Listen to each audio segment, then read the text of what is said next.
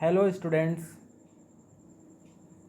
आज हम general science के टॉपिक्स शुरू करने जा रहे हैं जो आपके लिए अलग अलग प्रतियोगी परीक्षाएं जो होती हैं उसमें जो विज्ञान के प्रश्न आते हैं यह उसमें काम आएगा आपके। और साथ ही साथ विज्ञान की जो आपकी आधारभूत समझ है उसको भी यह विकसित करने में मदद करेगा, इसलिए यह काफ़ी महत्वपूर्ण टॉपिक है। तो सबसे पहले हम भौतिक विज्ञान शुरू करने जा रहे हैं और इसमें पहला टॉपिक है भौतिक राशियाँ और मापन, यानी कि फिज़िकल क्वांटिटीज़ एंड मेज़रमेंट। ठीक है, तो सबसे पहले हम देखते हैं कि विज्ञान क्या है। देखिए, विज्ञान के बारे में अगर हम बात करें तो विज्ञान विज्ञान जो विषय है वो है क्या, उसका क्या तात्पर्य है। तो भौतिक जगत की परिघटनाओं, प्रक्रियाओं, पदार्थों एवं उनके गुणों के संबंध में प्रेक्षणों द्वारा स्थापित सुव्यवस्थित ज्ञान ही विज्ञान है। भौतिक जगत यानी कि जो हमारे आसपास का जो हमें दिखाई देता है, जो पर्यावरण है, जो हमारे आसपास जो भी वस्तुएं दिखाई पड़ती हैं और तो उससे संबंधित जो भी घटनाएं होती हैं या जो अलग अलग प्रक्रियाएं होती हैं या वस्तुएं होती हैं, पदार्थ और उनके गुणों के संबंध में जो हम अलग अलग प्रयोग परीक्षण करते हैं उसके द्वारा जो एक सुव्यवस्थित ज्ञान स्थापित किया जाता है, जो एक सुव्यवस्थित ज्ञान स्थापित होता है उसे ही क्या बोलते हैं, विज्ञान। उसे ही विज्ञान कहा जाता है, या इसको दूसरे तरीके से कहा जा सकता है वास्तविक अनुभवों या प्रयोगों एवं परीक्षणों से प्राप्त तथ्यों के तार्किक विश्लेषण द्वारा विकसित सुव्यवस्थित ज्ञान को ही विज्ञान कहते हैं। यानी अपनी दिन प्रतिदिन के जो हमारी दिनचर्या होती है उसमें हमारे जो वास्तविक अनुभव होते हैं विभिन्न वस्तुओं या विभिन्न घटनाओं से संबंधित, ठीक है, या जो हम प्रयोग करते हैं, प्रयोग एवं परीक्षणों से प्राप्त जो तथ्य होते हैं और उनका हम तार्किक विश्लेषण के द्वारा जो हम अपना एक सुव्यवस्थित ज्ञान को स्थापित करते हैं, विकसित करते हैं, वही क्या होता है, विज्ञान कहलाता है। यह एक सुव्यवस्थित रूप में होता है। ठीक है, अब देखिए विज्ञान को मुख्यतः 3 भागों में विभाजित किया जा सकता है। इसमें पहला है प्राकृतिक विज्ञान, इसको बोलते हैं नेचुरल साइंस। प्राकृतिक विज्ञान के अंतर्गत आता है ए भौतिकी, बी रसायन विज्ञान, यानी भौतिक विज्ञान, रसायन विज्ञान और जीव विज्ञान, ये 3 इसके भाग हैं। दूसरा है औपचारिक विज्ञान यानी फॉर्मल साइंस, इसमें 2 भाग हैं, गणित और लॉजिक, ये आता है औपचारिक विज्ञान में। ठीक है, तीसरा है सामाजिक विज्ञान, इसमें आता है नंबर ए मानव व्यवहार और दूसरा है समाज। तो ये इस प्रकार से विज्ञान को मुख्यतः 3 भागों में विभाजित किया जा सकता है। इसके बाद प्राकृतिक विज्ञान क्या होता है। विज्ञान की वह शाखा जो प्राकृतिक परिघटनाओं यानी जिसमें प्राकृतिक घटनाओं का विवरण या उसकी व्याख्या और उसके बारे में भविष्य कथन जो होगा वो अवलोकन एवं अनुभवजन्य साक्ष्यों के आधार पर करती है।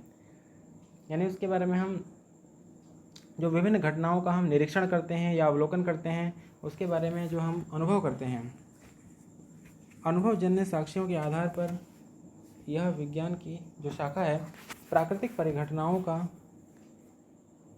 क्या करती है, उसका विवरण या व्याख्या प्रस्तुत करती है। तो इसे ही प्राकृतिक विज्ञान कहते हैं। प्राकृतिक विज्ञान में ही आता है भौतिकी या फिजिक्स। ठीक है, अब हम पढ़ेंगे फिजिक्स, भौतिकी। फिजिक्स क्या होता है, देखिए फिजिक्स शब्द जो है वो ग्रीक भाषा से लिया गया है जिसका अर्थ होता है प्रकृति या प्राकृतिक चीज़ें। इसका अर्थ है प्रकृति या फिर प्राकृतिक चीज़ें। अब भौतिकी का जो इसकी परिभाषा क्या कह सकते हैं हम, प्रकृति के मूलभूत नियमों का अध्ययन एवं विभिन्न प्राकृतिक परिघटनाओं में उनकी अभिव्यक्ति के अध्ययन को भौतिकी कहते हैं। यानी प्रकृति के जो मूलभूत नियम होते हैं यानी कि जो शाश्वत नियम हैं उनका अध्ययन इसमें किया जाता है और विभिन्न प्राकृतिक परिघटनाओं में उनकी अभिव्यक्ति के अध्ययन को, जो उनका एप्लीकेशंस होता है, अनुप्रयोग, जैसे कि उसे ही भौतिकी कहते हैं। जैसे कि हम एक उदाहरण के तौर पे कह सकते हैं, जैसे कोई भी वस्तु जो होती है वो पृथ्वी के गुरुत्वाकर्षण बल के कारण वो पृथ्वी की ओर गिरती है। तो यह क्या है, गुरुत्वाकर्षण बल का एक क्या है, अभिव्यक्ति है। तो इन चीज़ों का इसमें अध्ययन किया जाता है। भौतिक राशियाँ, अब हम इसमें पढ़ने जा रहे हैं भौतिक राशियाँ। आखिर ये भौतिक राशियाँ क्या होती हैं? Physical quantities. तो किसी भी द्रव्य की सही स्थिति या उचित मात्रात्मक स्थिति या किसी परिघटना की सटीक व्याख्या के लिए जिन पदों का उपयोग किया जाता है उन्हें भौतिक राशियाँ कहते हैं। ठीक है, तो ये होगी भौतिक राशियों की परिभाषा। भौतिक राशियाँ दो प्रकार की होती हैं, अदिश राशियाँ और सदिश राशियाँ। तो पहला है अदिश राशियाँ। स्केलर क्वांटिटीज़ क्या होती हैं? वे भौतिक राशियाँ जिन्हें व्यक्त करने के लिए केवल परिमाण, ये इंपॉर्टेंट है यहाँ पर, केवल परिमाण की आवश्यकता होती है, उन्हें हम क्या कहते हैं? अदिश राशियाँ। इन राशियों के साथ कोई भी दिशा नहीं होती है, यानी इन्हें व्यक्त करने के लिए दिशा की आवश्यकता नहीं पड़ती है। ये जोड़ के त्रिभुज नियम, जो एक ट्रायंगल रूल होता है, त्रिभुज नियम का पालन नहीं करती हैं। अदिश राशियों में सीधे बीजगणितीय तरीके से जो जोड़ होता है वो किया जाता है, त्रिभुज के नियम का पालन यहाँ पर नहीं किया जाता। फॉर एग्जाम्पल हम देख सकते हैं, जैसे अदिश राशियों के उदाहरण देखें तो द्रव्यमान, दूरी, चाल, आयतन, शक्ति, कार्य, ये सब क्या हैं? उदाहरण हैं अदिश राशियों के, यानी स्केलर क्वांटिटीज़ के। इसके बाद नंबर 2 पे आता है सदिश राशियाँ, यानी कि वेक्टर क्वांटिटीज़।